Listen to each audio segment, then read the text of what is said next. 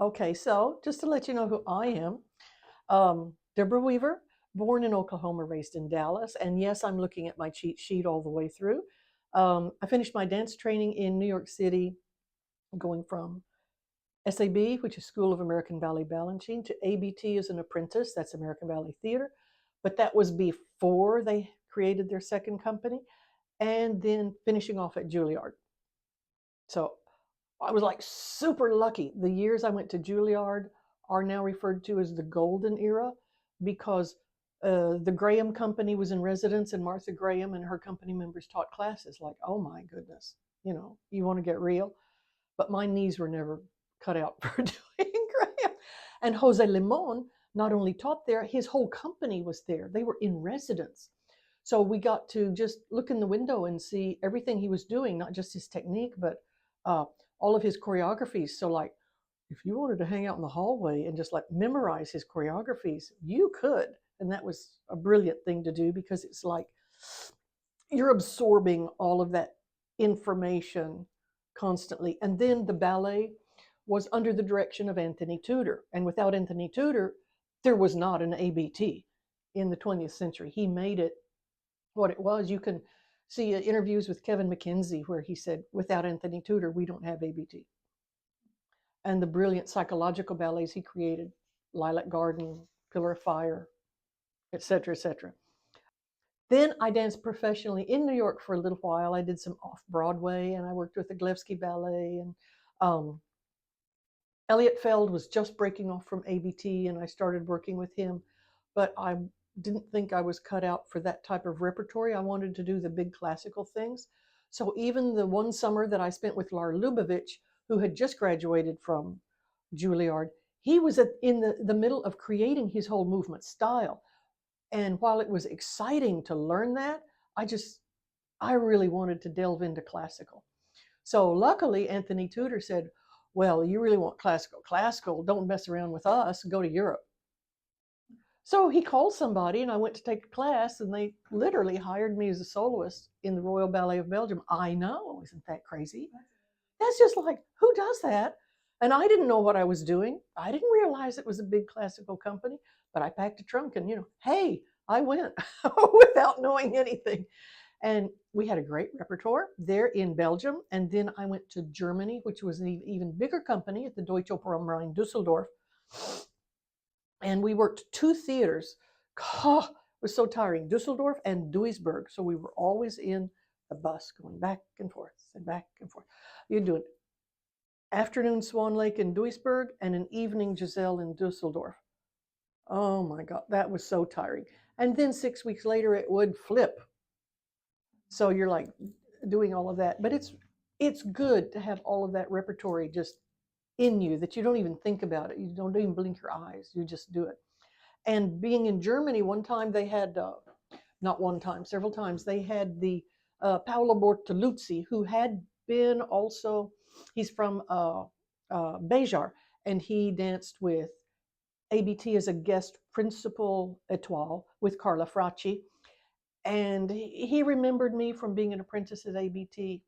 And then there we were in Dusseldorf. And he just walked up to me one day and said, next, I'm also the artistic director at La Scala. And I'm like, oh, that's very nice for you. I was just like, and he said, next year is our bicentennial. That means 200 years of La Scala. And we have to, in 2 years, go through the entire repertory that has been created for La Scala or danced at La Scala.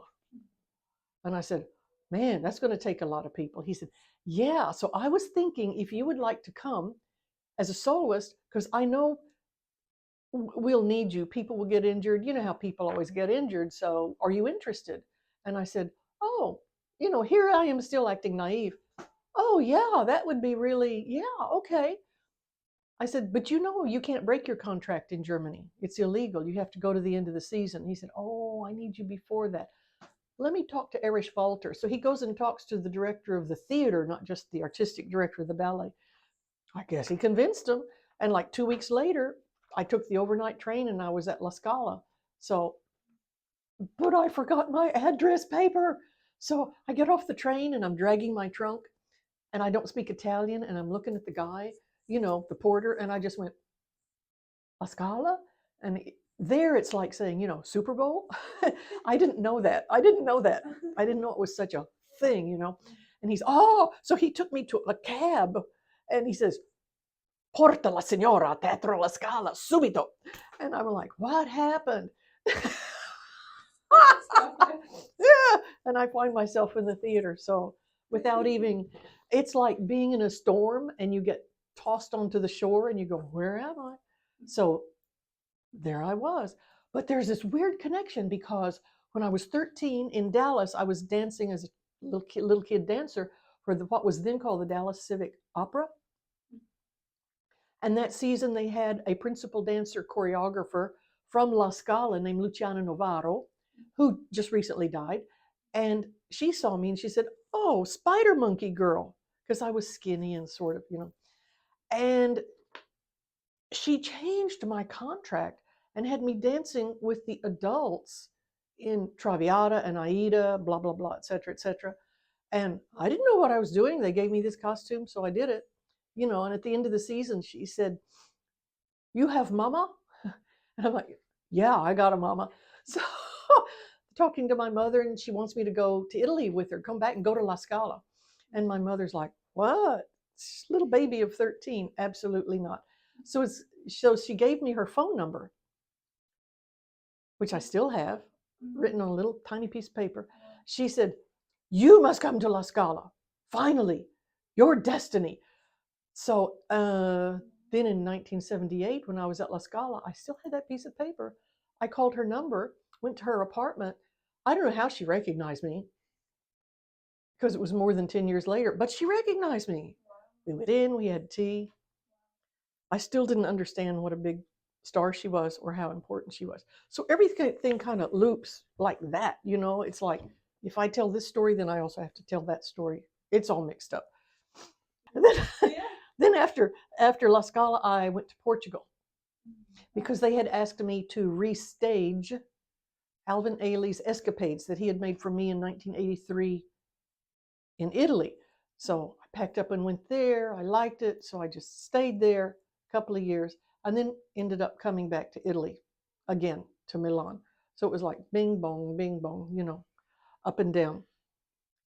But it wasn't easy. I mean, it sounds like I had good opportunities, but I really had to work twice as hard, if not more, than everybody else, because especially when I got to La Scala, whoa, they have classical technique. And those kids have been doing it for 10 years.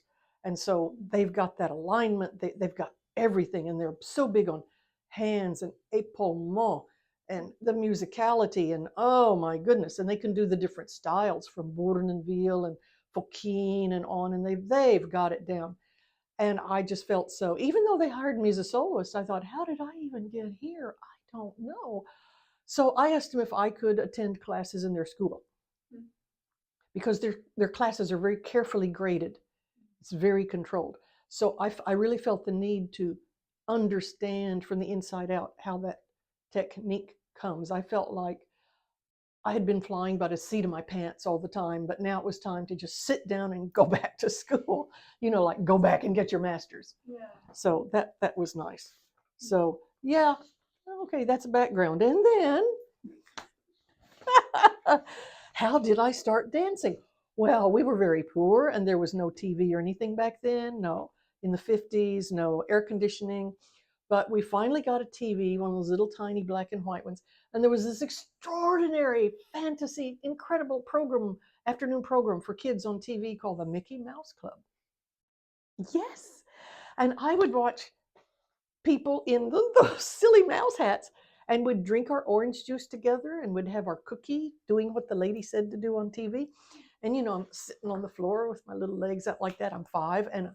And I was memorizing everything they did, their little tap dances and their little songs. And my mother came out of the kitchen once because she just heard all this ruckus, and she was surprised to see that I was just doing it.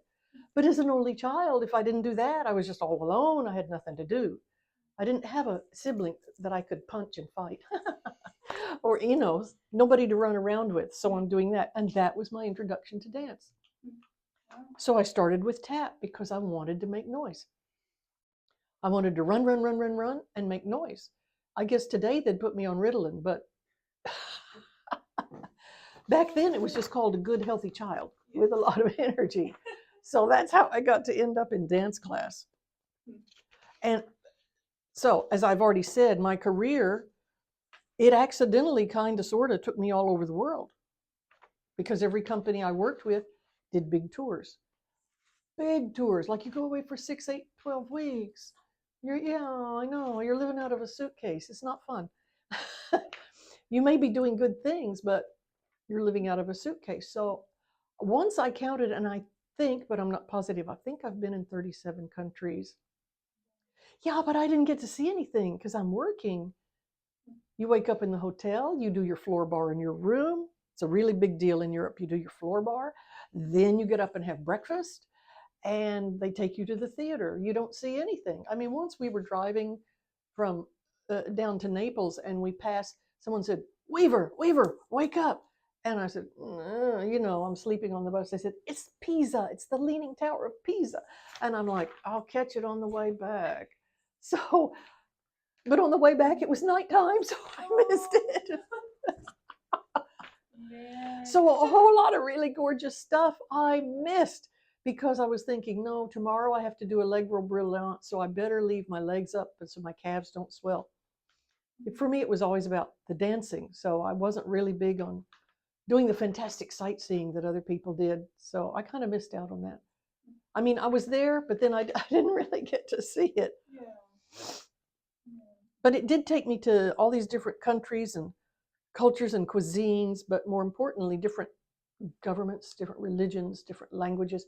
So you just get a completely different perspective of how everything settles out around the world. So you sort of lose your absolute definition as an American and about us being right. You go, yeah, maybe, but if you lived in their country with their laws and you had to spend their money to pay your rent and you had to speak their language, maybe you wouldn't say that. There's different ways which make sense there. So it becomes much more of a soup, much more ambivalent about.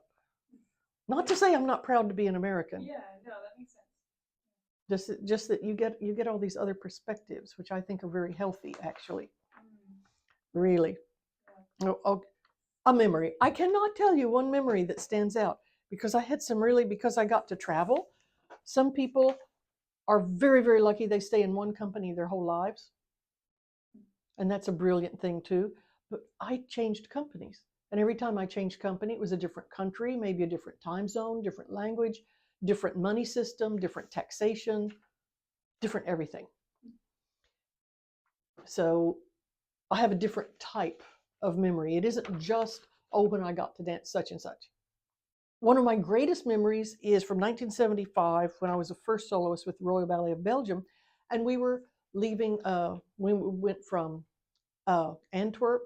We took a company bus up to Amsterdam and got on a KLM flight. We were going to do a 6 weeks tour of Central and South America, including Mexico.